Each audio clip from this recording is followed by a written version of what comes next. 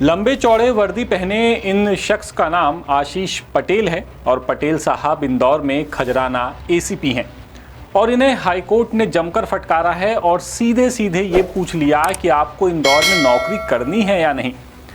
अब साहब को इतनी तगड़ी फटकार क्यों पड़ी ये जानना भी बेहद ज़रूरी है। दरअसल एसीपी साहब को हाईकोर्ट की फटकार के पीछे जो वजह है वो वजह है धारा 170। बीएनएस की धारा 170 होती क्या है ये भी आपको बताएंगे, लेकिन पहले ज़रा ये पूरा मामला क्या है ये समझिए। दरअसल तबरेज़ अली नाम के शख्स पर साल 2025 में केस दर्ज हुआ। ये केस धोखाधड़ी का था। तबरेज़ का कहना है कि 11 जुलाई को वो खजराना के एक होटल में बैठा हुआ था। कुछ लोग आए और उसे उठा करके ले गए और पैसों की मांग की। फिर वही लोग उसे थाने ले गए और धमकाया। पुलिस में आवेदन दिया, लेकिन पुलिस ने कुछ नहीं किया और उल्टा नया केस लगाकर एफआईआर दर्ज कर दी। फिर 12 जुलाई की अलसुबह धारा 170 में उसे जेल भेज दिया गया। तबरेज़ अली ने आरोप लगाया कि पुलिस ने उनके मौलिक अधिकारों का उल्लंघन करते हुए धारा 170 लगाकर 12 जुलाई की अलसुबह गिरफ्तार किया और जेल भेजा। इस मामले में हाईकोर्ट में याचिका लगी, जिस पर हाईकोर्ट ने 27 जुलाई को सवाल पूछा कि क्या पुलिस थाना लेवल पर धारा 170 लगा सकती है। कोर्ट ने एसीपी को 3 अगस्त को तलब किया। साथ ही फरियादी को तत्काल 25,000 के व्यक्तिगत बाउंड ओवर पर छोड़ने का आदेश दिया, लेकिन इसका पालन ही नहीं हुआ।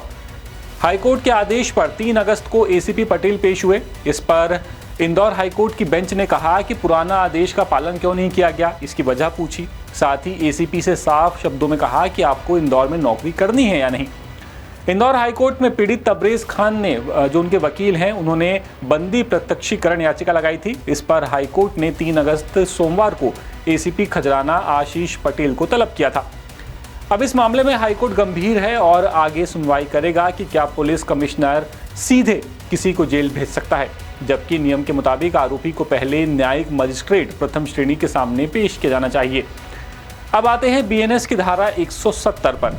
धारा 170 के तहत पुलिस बिना वारंट या फिर मजिस्ट्रेट के आदेश के किसी को गिरफ्तार कर सकती है, वो भी तब जब शख्स किसी गंभीर अपराध को करने की योजना बना रहा हो और उसे रोकने का कोई दूसरा तरीका ना हो।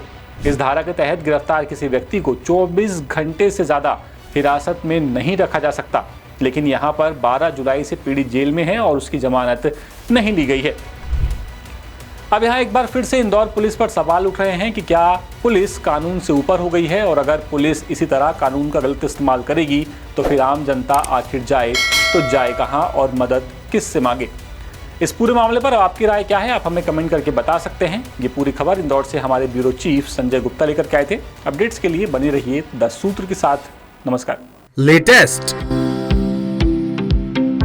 इन्वेस्टिगेटिव और इन डेप्थ खबरें देखने के लिए ज्वाइन कीजिए द सूत्र का व्हाट्सएप चैनल, सब्सक्राइब कीजिए यूट्यूब चैनल, लाइक कीजिए फेसबुक पेज और पढ़ते रहिए www.daसूत्र.com।